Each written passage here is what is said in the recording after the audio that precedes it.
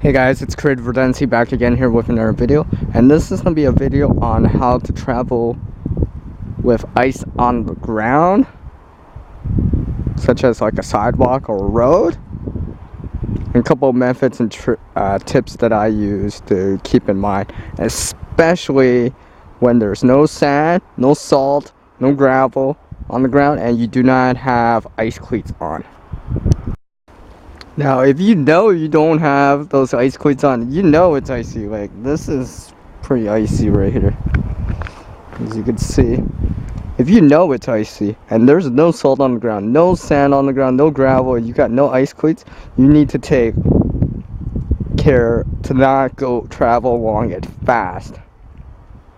If you can, travel along the snow, right? Snow has more traction.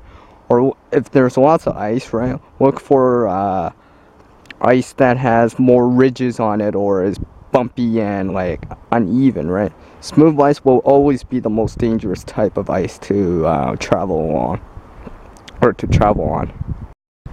Now, taking my front sidewalk for example, if you have to travel along it, you can't travel along the snowbank because the snowbank is like way too tall and you're gonna, right, or you're in a rush. There's just a couple things you want to remember.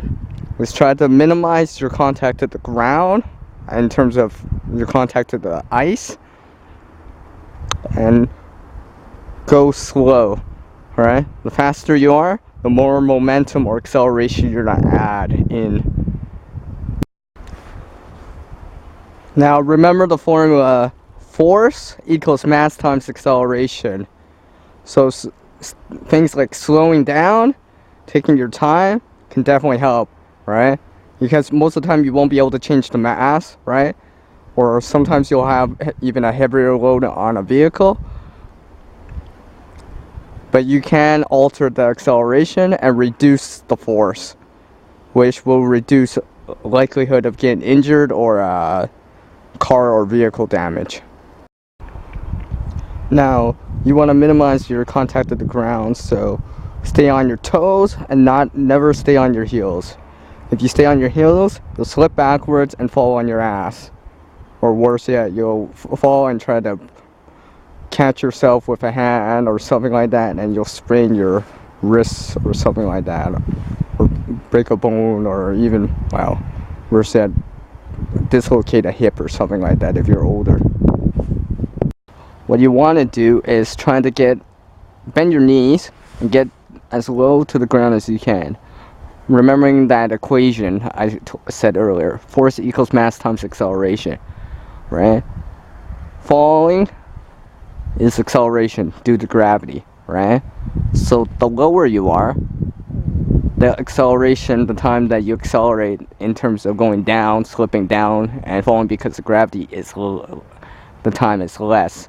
So that means that instead of falling for half a second, you're only falling for a quarter or for an eighth of a second, right? And reducing that acceleration, which will reduce the force. So the impact that you can expect from like ice, right, is less. So doing something like bending your knees and getting closer to the ground and traveling along that ice that you know is there will reduce the force and hence reduce likelihood of getting seriously injured. So if you enjoyed this video, thumbs it up. If you're new to my channel, hit subscribe right about there. If you're a recurring subscriber, thanks for all your support and generous comments. As the world changes, so must oneself. To reach a new level of skill and knowledge, one must practice, because unfortunately one person can't help everyone in this world, but one person, that includes me and you guys out in YouTube land, can help someone in this world. Alright guys, until the next video, peace out.